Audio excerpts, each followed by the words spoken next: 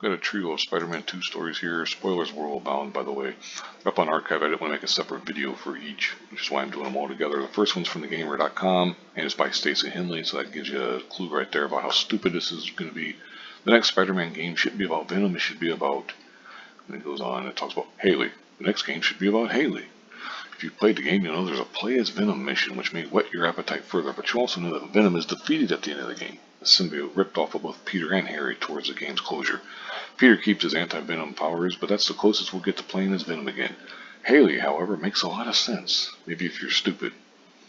Spider-Man 2 teases a lot of things for an eventual sequel, one of which is a firmer passing of the torch to Miles. Another is the arrival of Cindy Moon in a post-credit scene, aka Silk. In Spider-Man 1, we play as one Spider-Man. In Spider-Man 2, we play as two Spider-Man. So in Spider-Man 3, the setup is perfect.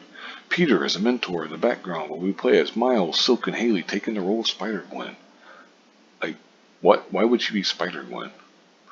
But anyway, then they talk about something about Hailey as the deaf girl that you do the missions for and stuff. But anyway, however, unlike playing as MJ, she was talking about playing the Hailey missions. That's, you know, where the sound's all cut out and everything. I never resented it. There's no way to fail as Hailey. Hell, it's not hard to fail as it's hard to fail as MJ because she's OP as hell. One of the main guys behind the game even said that he wanted it that way. Anyway, moving on to this other story, it's from Hobby Consuelos, or Consolas, I guess. If Spider-Man 2's inclusive language bothers you, find another hobby. Video games are not for you. Cue the music and stuff, because over here we got the Middle East version has removed LGBT dialogue, side missions, and all gender spectrum flags. I found this picture on the Kotaku and Action Reddit. As you see, there's some, deleted flags, and everything. It says here, it's classified after the publishing studio approved modifications required by the general authority. The game is, 16 and above. They took out all the gay stuff, so to speak. Now, if you go down here, talk a little bit. Opinion on the controversy that has splashed the networks this week in relation to the inclusive language used in 2 scenes of Marvel's Spider-Man 2. That's a dead giveaway right there. If you can easily, quickly get rid of all this stuff, then don't tell me this fairy tale about how it's so inclusive, because they can easily cut that crap out. Which, guess what? They did.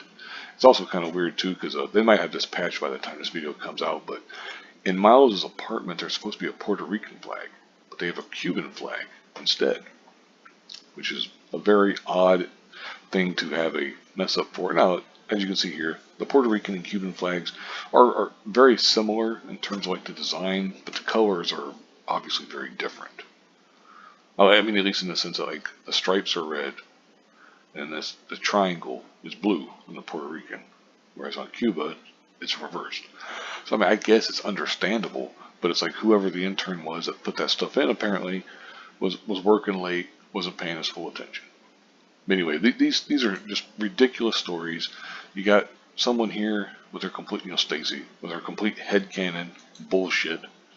Hobby Consolas, with their, if the inclusive language bothers you, then find another hobby. Well, I guess all the people in the Middle East need to find another hobby, I suppose. It's just kind of funny, ironic, whatever you want to call it. I find this kind of stuff kind of interesting. It's also, frustrating, of course, because of the stupidity of these idiots. But, whatever.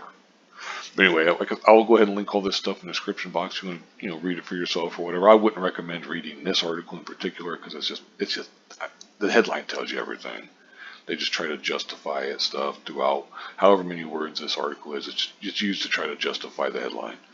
And then I definitely do not recommend reading the Gamer.com article. It is absolute horseshit, and it'll rot your brain. But anyway, thank you very much for watching, and have a good one.